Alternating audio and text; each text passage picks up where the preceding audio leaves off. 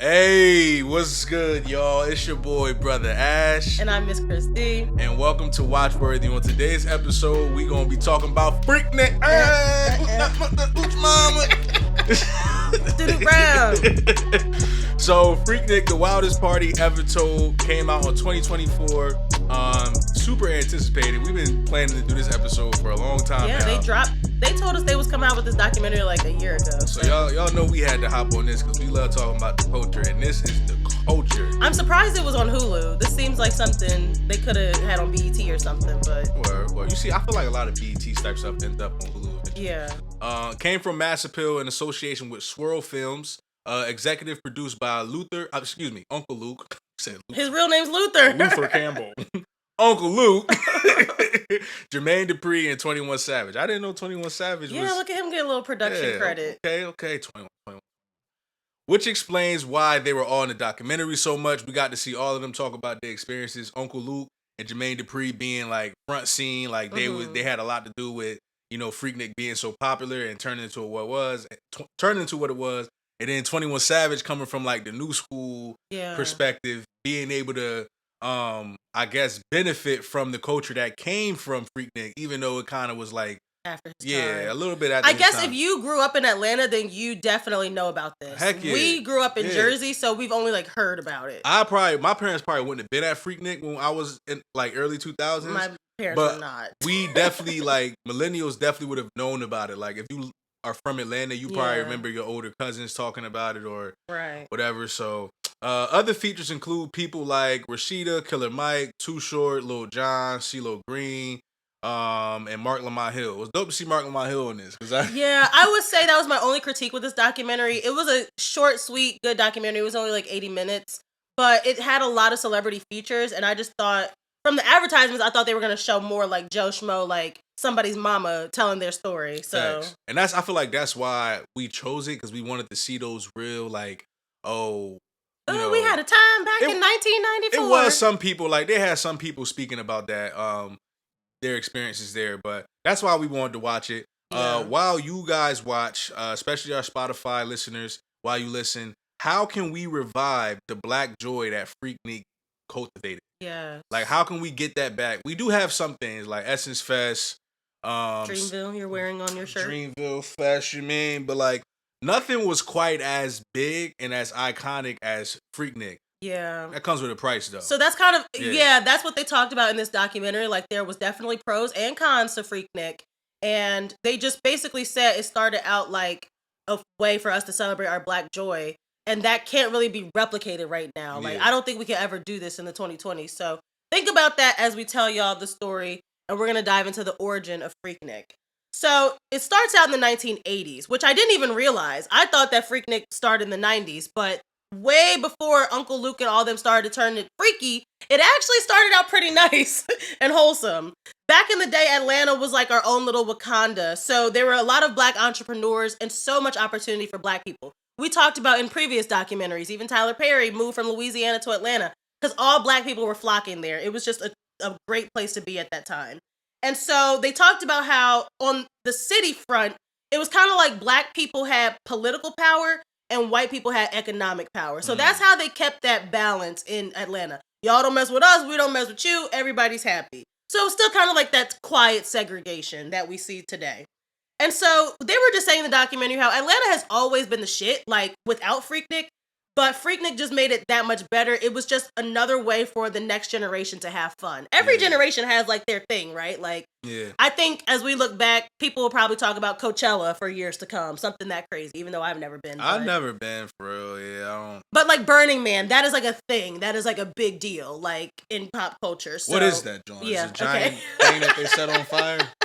It's literally white people go out to the desert, listen to music, take drugs, and word. Yeah, that sounds like a fun time. And so let's talk about the culture a little bit. In Atlanta, there's multiple HBCUs, historically black colleges and universities, including Morehouse, Spelman, Clark Atlanta, and each college has different clubs. And, we went to PWIs, but even at our PWIs, Brother Ash and I still flocked to the Black Student Union or something like that, I was trying to be wherever the black people was. Exactly. Like, for real. And that's crazy because I went to my PWI to experience more diversity because I came from a black community. But when I got there, I was just like, you know what? Let me just find the black people. Yeah, you need to find your people. And so for these students in Atlanta in the 1980s, a lot of people were going away for spring break, and some of them did not have money to, so they were just staying on campus. And I've been there before where you're like, oh, it's only a handful of us on campus, what we finna get into. I never did nothing for spring break. Yeah. Oh, really? I at least had my little Cancun moment. Not in college. Yeah. I was right on campus. Everybody was super broke. So these were actually the DC Metro kids in Atlanta. And so it's interesting how they kind of brought that DC culture, that go-go culture, down to Atlanta. And so they all decided to have the first Freaknik. It just started out as a college picnic. It wasn't supposed to be freaky. They named it Freaknik after the song Le Freak by Chic. Red flag. What do you mean red flag? I think somebody capping. You think they came up with that nice story? Yeah, now that they like, they in their 50s now, maybe like they like, yeah, it was just nice for us. We was just all going to just hang out at the park on spring break. All right, cool. That's what you said. But somebody was fucking. You mean? Freak out. Yeah, like I don't know. Say freak. Ain't nothing wrong with it. I just feel like it definitely probably wasn't intended to be as big as it ended up being. No. But I don't think it was just innocent picnic in the park neither. Like, you are in Atlanta and it is you in your 20s. Like, well, we'll get into that too, because they said, like, yes, it was college students. Yes, people did want to hook up. But then eventually people took it too far. Yeah. We were told in this documentary by the original college student founders, hey, we just wanted to do something for spring break. It was a nice little picnic. Fact. And also at this time, you have to think about how HBCU culture is already in pop culture with School Days, A Different World. So everybody was like hungry for Black college culture at that time. So it's just amazing when I look back and you see it was like the perfect storm. Like, people were already talking about HBCU culture, and then here comes Freaknik. Like, everything happens for a reason at that divine timing. And so students, they said they could have went to Daytona with the MTV Spring Breakers showing their titties and all that.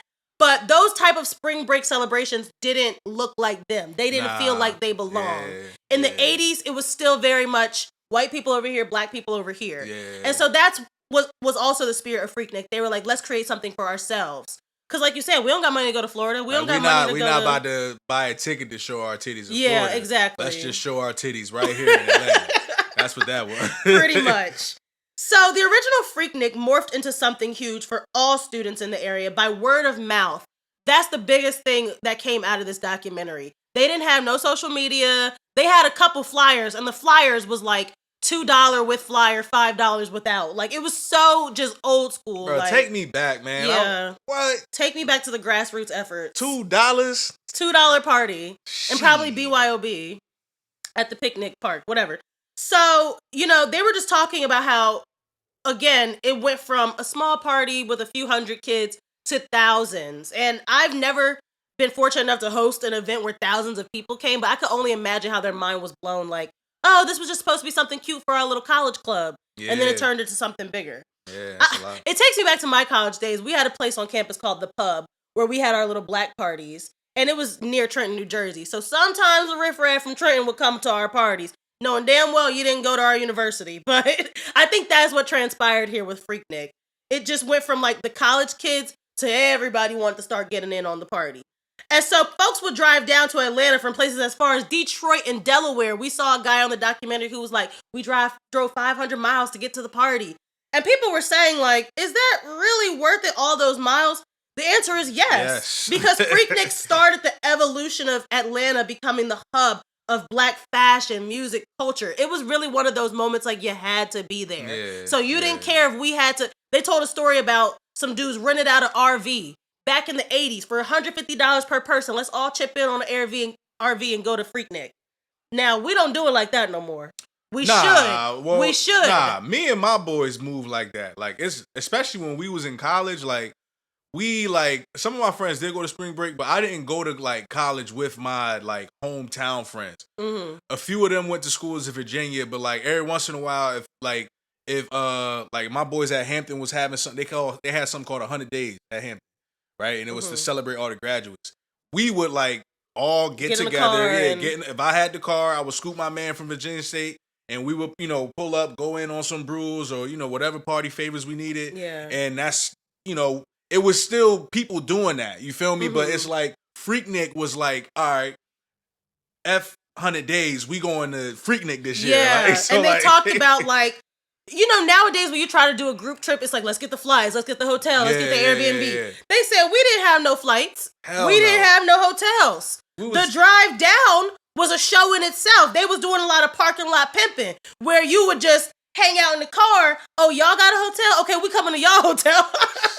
All I know is, as long as my boy had a apartment off campus or on campus, I was good. Yes, I'm and on the floor, I want to put I'm a on red the couch. flag, not for anybody, but for the system, and how we can no longer just say, I got 5 on gas, let's go 2 states away.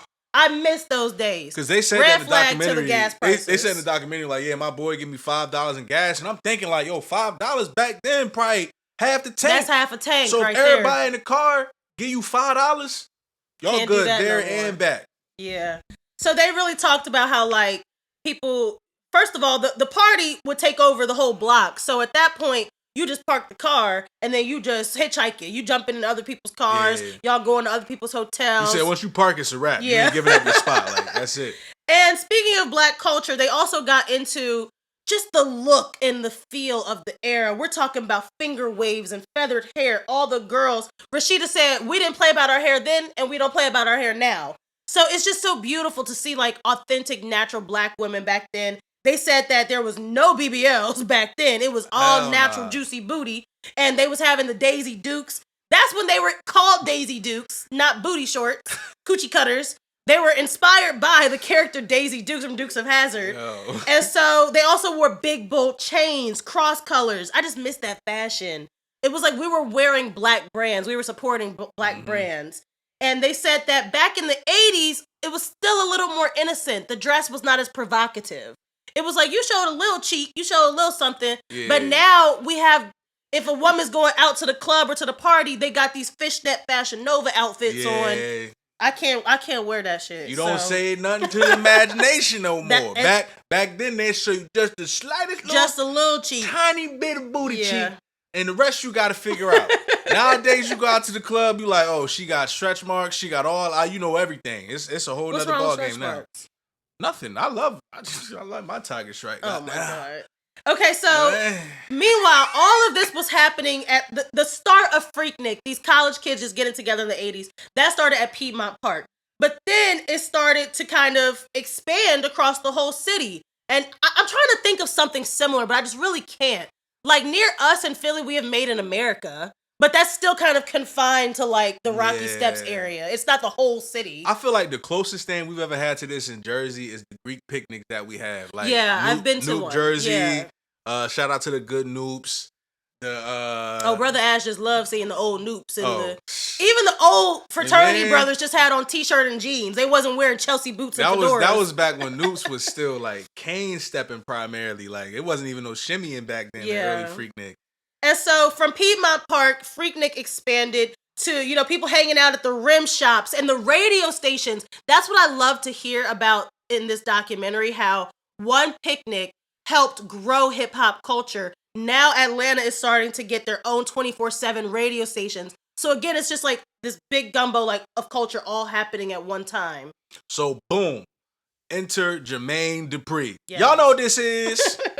He started getting real popular. He was like one of ATL's most like well-known and professional producers, basically like actually having like different artists that have, ended up being successful on the big stages and around the world, like not just like, oh, this guy make beats, like nah, he really does stuff in the industry. He's making noise. And he was so young. Yeah, he getting people out there too, like So Def, and his artists like Crisscross, Escape, The Brat, Jagged Edge. They basically rose with Freaknik in the early 90s. As Freaknik started growing, they used that platform to grow those young artists' careers. Yeah. So it was just kind of like a synonymous thing. And then obviously, other acts followed as well. So I just love Atlanta. Like, shout out to Atlanta for always being the Wakanda of black people in America. Yeah. Like, I'm from a black community.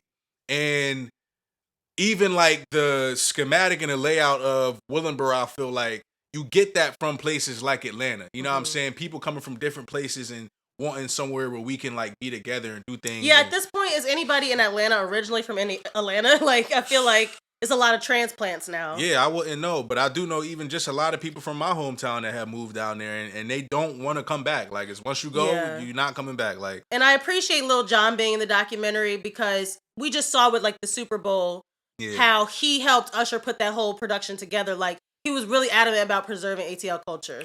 So now that you got artists like Biggie are coming now.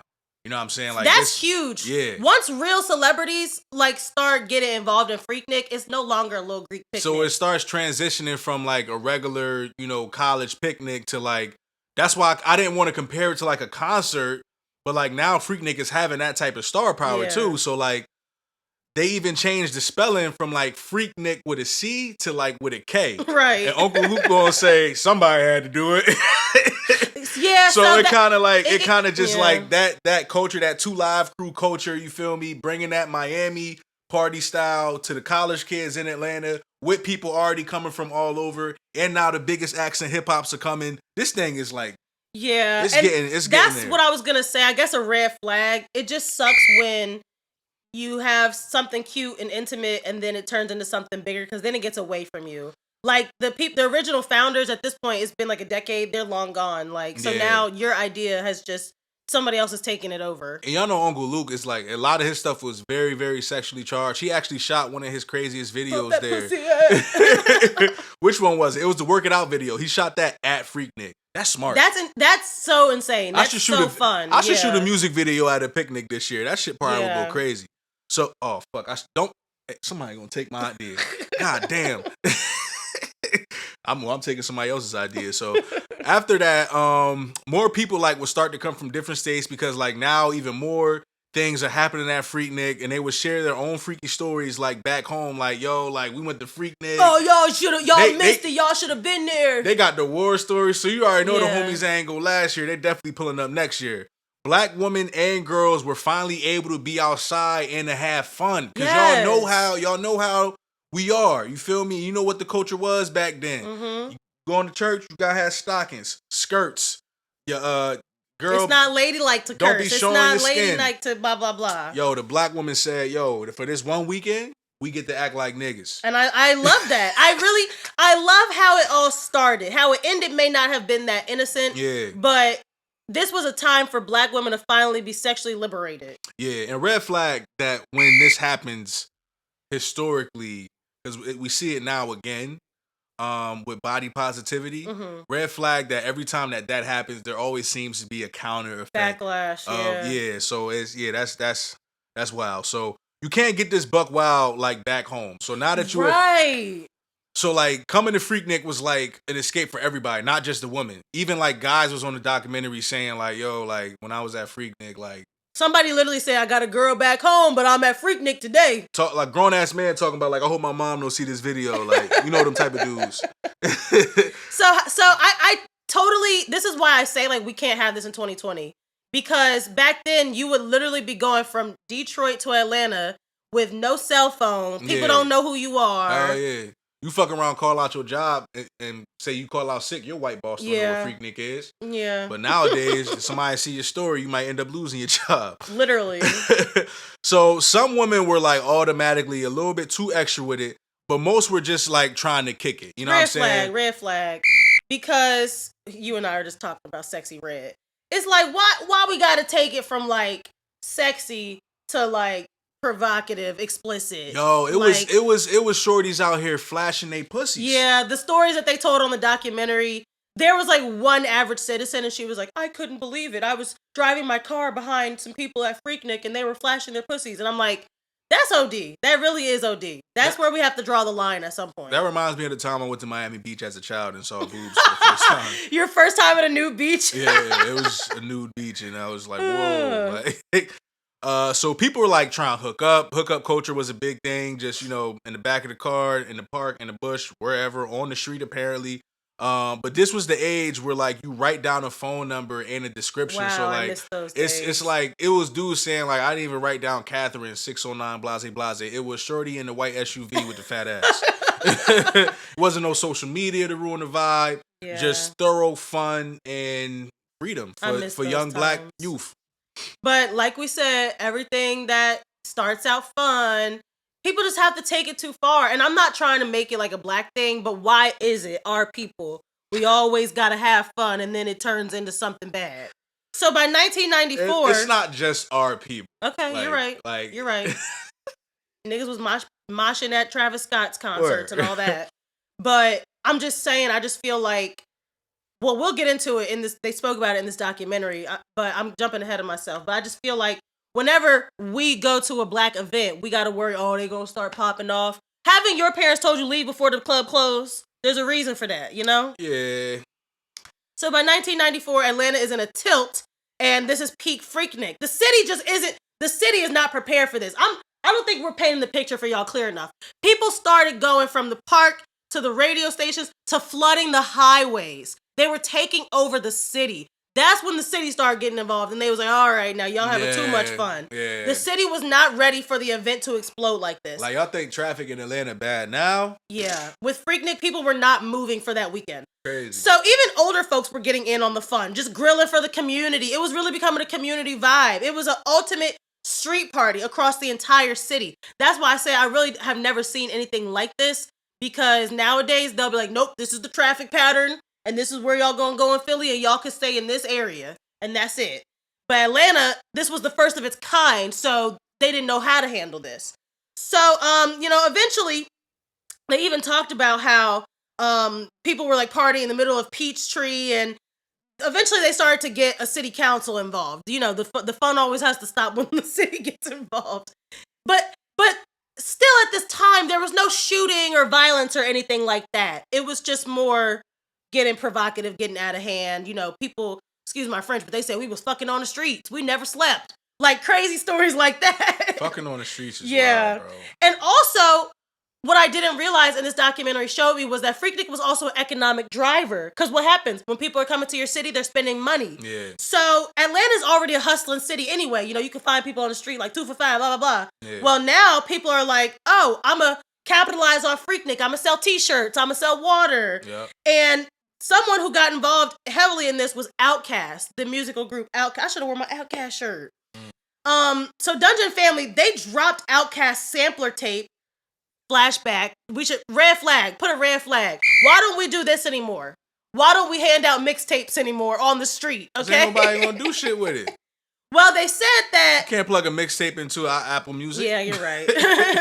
They said that when they dropped their tape at Freaknik, it blew up thanks to that street promotion. Because you have to think, this is the biggest party in Atlanta. If you're handing out your tape to people who are driving down the street in their cars, partying in the streets, they're putting in their tape deck right away. Imagine you drunk as hell at Freaknik, and you get this Outkast. tape, and you like, let me hear this tape these young boys just gave me, and it's fucking Outkast. Some people didn't believe in them, though. Some people didn't believe that the South... Jermaine Dupri was really the one... The South didn't not believe in them. Exactly. It was these niggas up here hating on them, trying to gatekeep hip-hop. Exactly. Jermaine Dupri really led the charge for Atlanta hip-hop. And so they were even talking about how the strip clubs were involved at this time. If Freaknik is going to be in town, then the strip clubs are going to be on fire. So Magic City apparently has always been popping. Oh, yeah. And that's when they started to get music from Outkast, Goody Mob, Cool Breeze. Their songs were playing in the strip clubs. The strip clubs, don't frown upon the strip clubs. They can help elevate your music. They really talked about how Southern hip-hop started to go mainstream thanks to Freaknik. And this is Freaknik with a K by now. So that's when Andre 3000, he said South got something to say. Because people really did believe, no shade, that the South was, they thought the South was slow, uneducated, y'all don't have a place in this hip hop game. And then we have groups like Dungeon Family. And so it all came to a head when Atlanta was named as the city to host the 1996 Olympics. So we're talking 1983 to like 96. There was no problems. Like, that's a long time to have an event continue to grow and still have the same turnout and the same success. But by 96, that's when Atlanta is now on a global platform. Like, it's not just America looking at you. Word. You got all the other countries around the world looking at you. And so... we got to get these black people out of here. Basically, that's basically what happened, y'all. So it was no longer Atlanta was a little small town in Georgia. When you become an Olympic host city, people want to invest in you and people want to visit your city. So we got to clean this shit up. So 1996 Freaknik, that's when it started to get out of control because that's like the biggest crowd they ever got. And it just became more about the freak than the Nick, I guess. Yeah. So literally it became a peep show. Like that was the vibe that we were not looking for. That's the vibe that nobody expected.